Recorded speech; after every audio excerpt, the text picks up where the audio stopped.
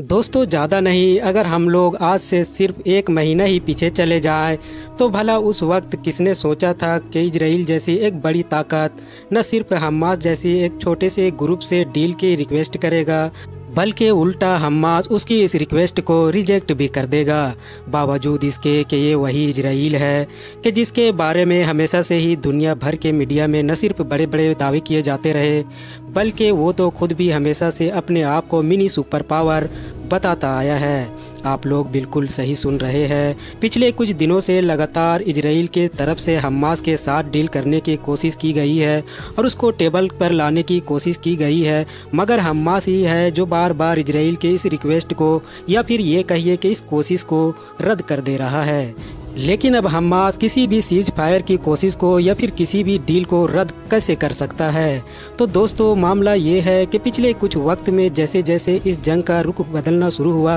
और इजराइल को भी ये रियलाइज हो गया कि आखिर हमारे मैदान पर हकीकत क्या है, वैसे वैसे इजराइल ने अंदरूनी तौर पर कतर और इजिप्ट मतलब के मिस्र से बात करना शुरू कर दी और उनसे ये रिक्वेस्ट की कि किसी भी तरह से हमारी एक बार फिर से डील करवा दी जाए। इजिप्ट और कतर जो पहले ही एक डील करवा चुके हैं वो तो तैयार थे ही, उन्होंने फौरन हमास से बात भी की, मगर हमास की दरअसल पहली शर्त ही यही है कि वो टेबल पर किसी भी डील के लिए और किसी भी पूरे एग्रीमेंट के लिए बैठेगा ही तब जब इजराइल गाजा के अंदर होने वाले जो एयर स्ट्राइक्स है मतलब कि बमबारी वगैरह उसके रोकेगा, यानी पहले हमले रोके जाए उसके बाद ही बात शुरू होगी। इसके अलावा इजराइल और हमास के बीच एक बड़ा फ़र्क ये भी है कि जहां एक तरफ इजराइल टेम्परेरी सीज फायर चाहता है, वहीं दूसरी तरफ हमास परमानेंट सीज फायर चाहता है। मतलब इजराइल की ये ख्वाहिश है कि जिस तरह से पहले एक डील हुई थी उसी तरह से एक और डील कर ली जाए जिसके तहत हमारे हॉस्टेजेज को छोड़ दिया जाए और बदले में हम भी पहले की तरह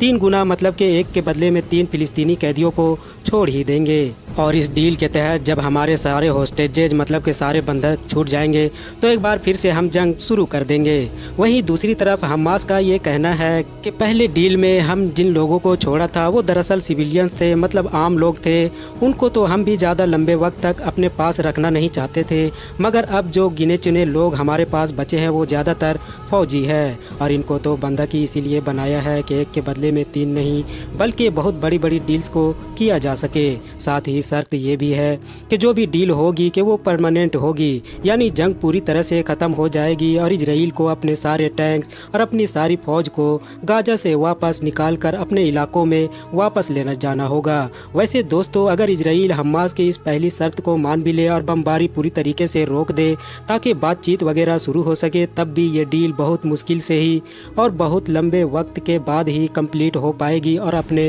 अंजाम को पहुँच पाएगी। वो इसलिए क्योंकि हमास के तरफ से जो इस डील में जिस तरह के शर्तें रखी जा रही है वो यकीनी तौर पर होश उड़ा देने वाली है। इजराइल के गवर्नमेंट और इजराइल की फौज से जुड़े हुए जो सीनियर लोग हैं वो पहले ही इस बात का इशारा अपने उस आम पब्लिक को भी दे चुके हैं कि जो लंबे वक्त से अपने ही सिस्टम से नाराज़ है और ये कहने की कोशिश कर रही है कि जो भी डिमांड्स है मान लो, जो भी चीज़ है उसको फ़ौरन कबूल कर लो, बस हमारे जो हॉस्टेजेज हैं हमारे जो बंधक हैं उनको वापस ले आओ। तो ये गवर्नमेंट और सीनियर जो लोग हैं ये खुले तौर पर इस बात का इशारा दे रहे हैं कि जिस तरह से डिमांड्स की जा रही है वो हम लोग क्या बल्कि अगर तुम आम लोगों के सामने भी रख दी जाएंगी तो तुम लोग भी राजी ना होगे। वैसे तो दोस्तों इजराइल के सामने हमास की जो बेशुमार डिमांड्स है, मगर पिछले कुछ दिनों से जिस एक शर्त की या फिर ये कहिए कि जिस एक डिमांड की दुनिया भर के मीडिया में सबसे ज़्यादा चर्चा हो रही है और जिसने इजराइल के भी पूरे इलाके में काफ़ी हड़कंप मचा रखा है, वो दरअसल 3 कैदियों की रिहाई से जुड़े हुए शर्त है। मीडिया रिपोर्ट्स बता रही है कि हमास के तरफ से इजराइल को ये क्लियरली मैसेज दिया गया है कि हमारे बीच में चाहे जो भी डील हो, मतलब जिस भी तरह की हो, उसमें जो कुछ भी तय हो इससे कोई फ़र्क नहीं पड़ता है, मगर हम लोगों को 3 लोगों की रिहाई ज़रूर चाहिए है। मतलब तुम्हारे पास हमारे 3 ऐसे कैदी मौजूद है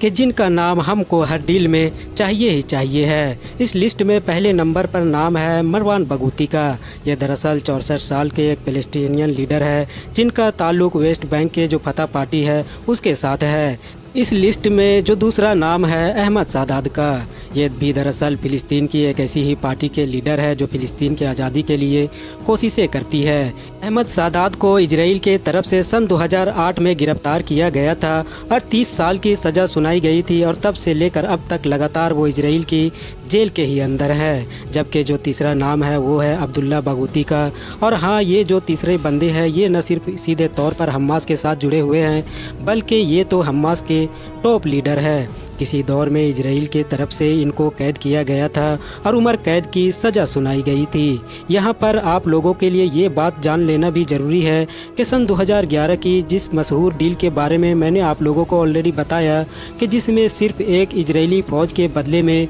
हमास के लोगों ने अपने हज़ारों लोगों को छुड़वाया था, इवन जिस डील के अंदर यहिया सिनवार जैसे इंसान को भी छोड़ दिया गया था, उसी डील के अंदर इजराइल ने इन तीनों ही लीडर्स को छोड़ने से साफ साफ मना कर दिया था। फिलहाल इस बार इजराइल और हमास के बीच जब डील होगी तो देखना ये होगा कि इस डील में इजराइल इन तीनों को छोड़ने के लिए राजी होता है या फिर नहीं। आज की अपनी वीडियो को हम यहीं पर ख़त्म करते हैं। वीडियो अगर इन्फॉर्मेटिव लगी हो तो वीडियो को न सिर्फ लाइक करें बल्कि अपने फ्रेंड्स के साथ भी ज़रूर शेयर करें और इसी तरह के नॉलेजेबल और हिस्टोरिकल वीडियोज़ हमेशा देखने के लिए हमारे इस चैनल को सब्सक्राइब करने के साथ साथ बेल आइकन को भी ज़रूर प्रेस करें।